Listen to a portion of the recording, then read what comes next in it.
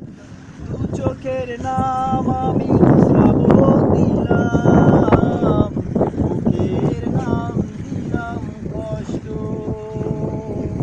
জীবন ঘিরে আমার বর্ষার আনাগোনা, কখনো আসেনি বসন্ত,